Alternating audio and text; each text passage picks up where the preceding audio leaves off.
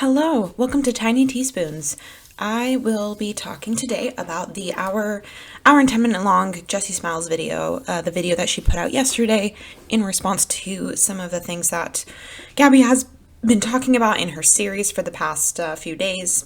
And just wanted to say, if you are returning, if you watch that video and you're coming to this one, I really appreciate that. I was not expecting that many views. Not that I had thousands of views, but I didn't really expect it to get any. So I appreciate you listening to me and hearing me out. I also shared a lot of unpopular, kind of controversial opinions in that, things that kind of went against the grain. And I was expecting to get a lot of anger on that, but I got a lot of like, oh, I see where you're coming from, or oh, I disagreed with you at first when you said that, but then you explained yourself and I see where you're coming from. So I was really surprised by that. And I also, was thinking if someone disagreed, I would have loved to maybe talk it out in the comments. I didn't get any of that. But again, I think there are productive conversations to be had around this, even if you are in disagreement with some of the things that I say. So just wanted to show my appreciation. This is my second ever YouTube video, and I'm excited that I had as many views as I did, even if it wasn't in the thousands. I think a lot of the conversations that are coming up can be learning moments, right? To me, I feel like this is a little too dark to be like entertaining drama to me. Not that I haven't really kind of gotten some sick entertainment out of it. It's kind of like watching a car accident and I can't look away. And since I'm looking, I feel like there are things that I want to absorb, to learn from, so that I don't have to be in these really terrible, painful situations with my friends, with the people that I care about. So I'm going to go ahead and talk about the video. I'm not going to give you a comprehensive summary. I think there are other creators on YouTube who do a really good job of breaking down like all of the details in a video, but I'm going to give you my thoughts on some of the points that stuck out in the video that Jessi Smiles put out yesterday. And I did watch that one all the way through. I did listen to the 3-hour conversation all the way through. I'll link below what I thought about the 3-hour conversation. I have a video about that myself. And I also watched Gabbie's like 30-minute video talking about all of what she's been through in the past few years. Clearly, I have too much time on my hands. But like I said, this stuff is fascinating to me. I'm going to start off by, telling you about something that I observed that's really interesting to me, and that is that in her video, Jessi put in the description box, I'm going to keep my video monetized for as long as Gabbie Hanna keeps hers monetized. And it really made me think about where this all started, what the context of all of this is. And the context of all of this is that both Jessi and Gabbie have made livelihoods. They have made a living out of being entertainers. And the way in which they are entertainers, they were both kind of story time, quote unquote, YouTubers. They made a huge following for themselves, talking about themselves on a personal level, right? They were really candid about terrible situations that they got into dating. They were really candid about terrible situations that they got into in their friendships. They were not afraid to get down and dirty talking about things that aren't always like polite conversation, but they're real. And that is why so many people kind of fell in love with either of them, is that they got in front of the camera and it was like hearing a friend tell you about her night last night. And I feel like it started off really innocent, and over the years, like YouTube in general has gotten darker and darker and darker. And that level of personalness, that level of intimacy has gotten more intense. And now there is a market for making money off of trauma. And I don't think that that's what Jessi was trying to do here. Absolutely not. I actually think it's fair if Gabbie's going to monetize a video talking about Jessi's rape. Jessi can also monetize a video talking about her rape. People are watching. Like I said, I'm getting something out of this. I'm learning. It would be naive to say I'm not getting anything out of watching this. There is a sense of entertainment that I get in a really dark way. So I don't really oppose Jessi for monetizing her video. I just think it speaks to the fact that I'm so glad I'm not a famous YouTuber. Because I think it seems to me like from the outside in, it seems like such an awful gig, but that you can't get away from it because it makes you so much money, right? If someone offered me a famous YouTube career, I'd take it. I'd love to be able to buy my parents a condo or something like that with that money. But I'm just so glad that that's never even been something that I've had to think about, because I think being YouTube famous incentivizes this kind of stuff.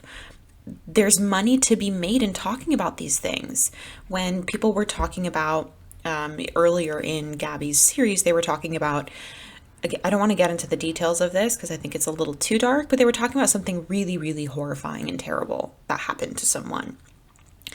They made money off of talking about that. They made money off of having outrage about that. They made money off of putting that person's likeness or their name or the article about what happened to them in their video. And I have to say, I'm not trying to hate on anybody, but a person who has been at the center of this drama has been Angelica Oles. Her pinned tweet is her buying a Tesla. Like, her pinned tweet is her being excited that she bought a Tesla.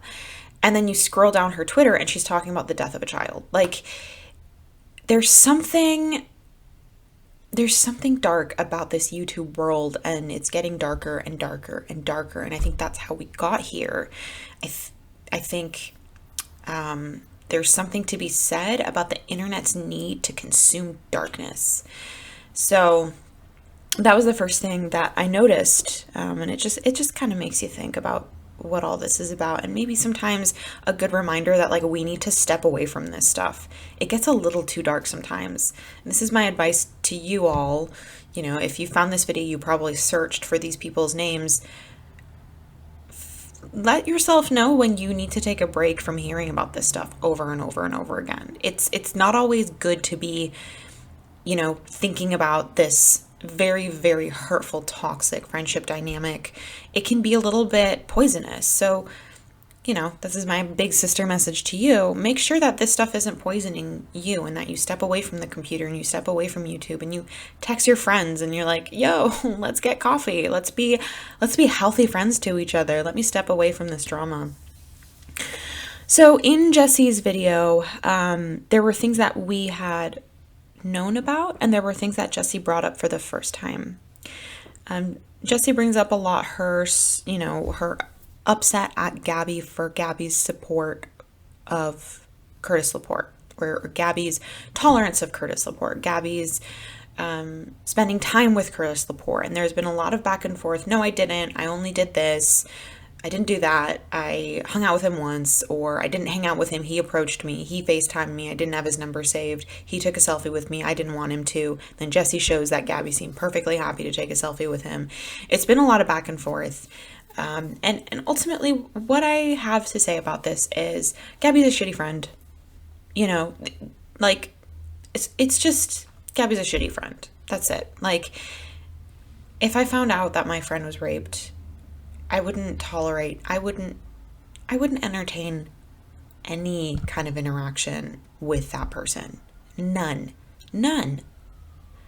Jessi said something really interesting in that video. Gabbie, you are not the court of public opinion. You're my best friend. There's a whole world out there putting Curtis on trial. There's a whole world out there that's like, I want to hear Curtis's side of the story. That's being done. As a friend, you don't necessarily need to be the next one to do that. That's not a necessity. That was a choice. That's something that you chose to do. You could have also chosen to say, I don't care what you have to say. I'm standing by my friend. You chose to listen to Curtis Laporte. Nobody first forced your hand in that. Now, it would be unethical for you to try to silence Curtis Laporte as he's trying to tell his story. You don't need to listen to him for him to tell his story. And before this video by Jessi was put out yesterday, I had a lot of empathy for Gabbie, and I feel like she's been unfairly criticized for a lot of things. And I feel like I understood where she was coming from, that she was like, yeah, it's worth it to listen to other people's stories. And in the same vein, I think Gabbie has always had a right to speak on the things that she's been accused of. So I understand the need to give people an audience or an opportunity to tell their side of the story. I actually support that and agree with that. But if we're talking about friendships, I feel like friendship comes with certain, you give certain things up when you're in a relationship, whether it's a platonic or intimate relationship. You kind of say, there's a price that I'm going to pay for loyalty, and that price is that I don't need to hear Curtis Lepore's story. The rest of the world can hear it. My friend needs a friend. And hearing Jessi's perspective on that, I definitely see where she's coming from, and I see where Jessi's anger came out of that. I don't know that this topic entering the public forum helped. I think a lot of details got obfuscated. I think a lot of, little things got misconstrued, and it became kind of a shit show. And I think that's what was the most damaging thing about this situation, is that it became public. Whereas in private, I think Jessi had every right to be like, gross. I don't need that. I don't need that. The world is coming after me, and I needed more loyalty out of you. I needed more discretion from you. So I understand where she's coming from, and this being a public conversation has probably been the worst thing about all of this. Jessi also talks about Gabbie's series in general, and the fact that Gabbie's been talking about her during the series, and putting a picture of her crying in the video, and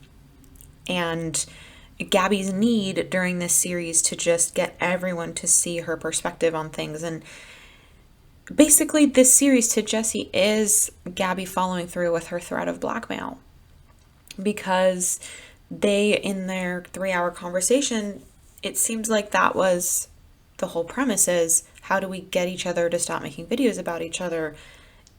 Well, these are my demands. And Gabbie listed her demands and included a public statement and retractions and apologies, and didn't quite get what she wanted. And now this series is out, and it's been hard on Jessi, as she says. So to Jessi, this is a follow through of blackmail, which is, I don't know that that's how Gabbie sees it. I don't think Gabbie's like sitting and like rubbing her hands together and being like, I didn't get what I wanted, and now I'm putting out this video. I think that's the problem with Gabbie, is I don't think she's aware of when her demons are speaking and not her. I think she thinks she's a victim. That's the problem in all of this. I think Gabbie's not done experiencing the alienation that she's experienced in her life. I think Gabbie's not done being the girl who was ostracized and pushed to the side and bullied. I don't think Gabbie's done being that girl. So she feels perpetually in a place of victimhood. And so she doesn't see herself as potentially blackmailing someone. She's not apologetic, not genuinely apologetic. And so I think that's the problem. Gabbie doesn't see herself as being able to hurt other people, because I'm a victim. I don't hurt people. I'm always hurt. And these are the things that we didn't know that Jessi brought up. And it was some really personal stuff. Again, stuff that never should have had to be brought into the public. One that I thought was really interesting was her friendship with Alex James. When Gabbie brought that up in her video, she mentioned Alex James was a supporter of Curtis Lepore's in the beginning of all of that situation unwinding. And when she brought that up, and she brought evidence of that, she kind of convinced me of how, what a double standard that was. I was like, wait, so in my mind to Jessi, I was like, Jessi, that's kind of unfair. You are holding Gabbie to a standard that you're not holding Alex James to. Why aren't you making videos about Alex James? And Jessi really broke this down. And again, I really saw her perspective on this. Alex James was friends with both Curtis and Jessi before this happened. Alex made a choice, and moving forward, Alex apologized in private and in public to Jessi multiple times. It's not like he made that choice and then later went to the public and tried to vindicate himself for that choice and tried to add all of these caveats and conditionals to why I did what I did. He made that choice. He stood by his choice at the time. He and Jessi talked about it in private until this video. It was a situation that was handled in private. And again, this is what happens when things go public. They get messy. When it was between Jessi and Alex in a really healthy way, they were able to get through it. And that was such a redeeming part of this whole story. When I say redeeming, I mean like one of the positive things that I got from this is that it's possible for two mature people to move forward from something like this. Something like this, when you're able to move forward with authenticity and show someone how apologetic you are on a very real level, there is room for redemption. And that's what I was bringing up in my last video, is there has to be room for redemption. And seeing that Jessi had forgiven Alex in that situation, I was like, oh, so it is possible. These things are possible. And the other thing that Jessi brought up is Alex was never best friends with Jessi and vice versa. So she did have higher standards for Gabbie than Alex. Yeah, sometimes you hold certain friends to higher standards. That's how it works. Sometimes you hold, your fellow women to higher standards because that's just how the nature of our friendships work. And the other thing that she brought up, again, these are things that really, it's heartbreaking to see that they've been made public, because it seems like it would have been better if these things stayed under the surface. But Jessi's ex-boyfriend Richie, this drama that they got into where Jessi and Richie were going through a messy breakup, and Jessi and Gabbie were kind of beefing. Jessi had told Gabbie, I don't want to be friends with you anymore. This really upset Gabbie, which I get. If someone like friend broke up with me, I would be really sad about it. I think it has happened to me before. It hurts like hell for someone to say something like that to you. I kind of get why Gabbie lashed out at that, but damn, that was like Gabbie. It seems like Gabbie made attempts to at least befriend Richie and, according to Jessi, have sex with Richie. I mean, I don't know that I would ever even come close to doing that, no matter how much I hurt. Gabbie has a habit of opening Pandora's box and trying to stick her finger like in like a beehive. Like, there are things that you just have to stop inviting chaos into your life, and trying to frankly have sex with your ex-best friend's ex-boyfriend is chaos. Is chaos. I don't think at my worst I would have done that. And so it's really hard for me to empathize with Gabbie in that moment. And it looks like Jessi and Richie are on good terms now. I would presume that Jessi asked Richie permission to use his name, because Gabbie actually censored it in the last video, and Jessi came out guns blazing and said, no, I'll put this out there. You're threatening to put it out there. I'll put it out there. That's what a lot of this seems, is like, you want to blackmail me? I will put it out there, And it looks like a lot of this stuff has been weighing heavily on Jessi because she didn't want it to be public. This is why there were times when I was like, I don't know why Jessi can't just let these things go. But now I'm kind of seeing like it was probably weighing on her that Gabbie had this information and she wanted to get in front of it, and she finally did. And finally, the thing we didn't know about was the punching situation, which was totally new to, I think, all of us. Jessi said that there was some bad blood between Gabbie and Jessi. I think it was maybe after the Richie thing. I can't quite remember. But there were multiple situations in which they were both at social functions, and Jessi would hear that Gabbie's looking for her, Gabbie's looking for her, Gabbie's looking for her. And that there was an inability on Gabbie's part to let things go and to respect someone's boundaries. That if you blocked her, she would email you. She would get other people to talk to you. That's freaking unacceptable. I just want to put that out there. If someone doesn't want to talk to you, let it the hell go. Like, you gain nothing out of forcing yourself onto someone who has blocked you and is not interested in talking to you. This gets me heated because I have a couple of exes who have done this, and I'm not the type of person who goes back and forth where I block you, but then maybe I want you to reach out to me. No, when I'm done with someone, I don't want to hear from them. I don't want to hear from them. And if I'm that angry and if I'm that intense about that feeling, it's best for both of us that we both move on. So hearing that really like brought something out in me that Gabbie was very in the wrong for not respecting those boundaries.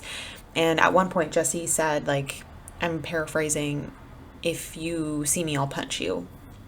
And Jessi is contrite about that, and she doesn't try to justify that. She says that that's disgusting. She removes herself from, I think it was VidCon that weekend, because she knew that she was not in a healthy headspace because of that. So there was some self-awareness there, and that was not enough to get Gabbie to relent. And Gabbie has framed that as threats of violence, which it is technically. She's right. It is threats of violence. But this is where I have another controversial opinion. I get it. And I've never hit someone. I've never threatened to hit someone. But you also cannot push people when you know that they're in that headspace, right? If we talk about like people we know are violent and are going to hurt us, you need to have the self-awareness not to approach that situation if you truly fear, right? And I'm not talking about, if someone's stuck in an abusive marriage or in an abusive relationship. When someone is stuck and tangled up with someone in their lives like they would be in a relationship or a marriage, I'm never going to tell that person, like, don't approach your husband, don't approach your boyfriend, right? If you live together and you have kids together, you are tangled in with them. And it's disgusting to ever blame someone for their own abuse. But if you're in a situation where you're actively seeking someone who has made it clear, who is avoiding you, right? Who doesn't want to be around you and has made that clear on multiple occasions, and you keep approaching them and they threaten to hurt you and you keep approaching them, I think that that's a far cry. That's a really far cry from someone being your physical abuser. There, I said it. I hope that makes sense. I hope that's not in poor taste, but I think that that's a far cry from someone being your physical abuser. I don't think you should threaten violence. I think Jessi knows that. Jessi has a past of kind of, it seems like it, in her own words, of doing that. And she knows that she has self-awareness, and she stands, she stands with a lot of self-awareness and says, I shouldn't have done that. No caveats, no conditionals. But yeah, I think that's a far cry from Jessi being Gabbie's abuser. Right? When she puts it all together, where she says Jessi emotionally, abused me, threatened to, threats of physical violence. I feel like she's trying to make it sound like she feared for her life, and I don't think she did. Because if she did, she would stop trying to approach Jessi after that. I hope I didn't misspeak or misstep on the way that I talk about that. And if I did, I'd love to know if there was a better way that I could have worded that, or if you have a different perspective on that. But that's where I stand on that particular situation. So where do we go from here? Where we go from here is, this is what I hope will happen. Because as much as, this has occupied my time and I've had things to comment on, and like I said, it's been like a train wreck that I can't stop watching, I really hope this is over soon, because it's dark and it's toxic. And I think personally that Jessi shouldn't make another video. She said that she was done at the end of this one. I feel like that's what she said at the end of the last video. But I think she should truly step away from this. Girl is pregnant, which everyone is so happy for her. It's her rainbow baby. It's the baby that she was able to conceive after she had a miscarriage. What a beautiful time for her. And I hope that she can get away from this. This is a chapter in her life that she needs to close. And I think she has the internet's support. I think she's made her points. I think the world at this point, I don't think there's much else that can be done to change people's hearts and minds. I think people kind of have their minds made up. Every person in this situation people have put out hour-long videos. Daniel Prada, Gabbie Hanna, Jessi Smiles, people have put out hour-long videos talking about their perspectives on these situations. I don't know if there's much more to say. I don't know if there's much more that I can hear that would make me completely change my mind. So I really do hope Jessi truly steps away from this and doesn't make another video. There's no benefit to come out of it.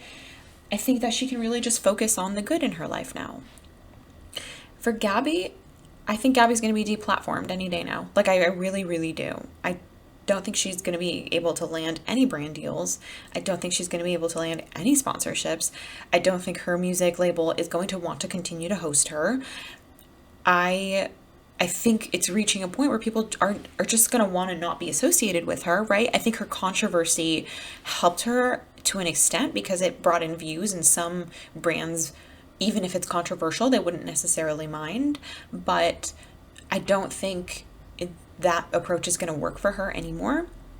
And I think she's going to eventually be deplatformed, if not explicitly. Like, I don't think YouTube is going to kick her out, but I think that she's just not going to be able to find the connections that she needs to maintain any sort of career in this field or in any field.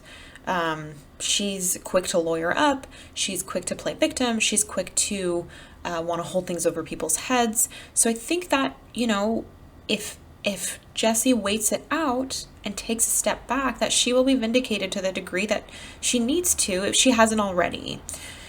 I hope that if Gabbie's deplatformed, I hope that there is an opportunity for her to become more reflective, for her to stop seeing herself as simply the victim. None of us are 100% victims.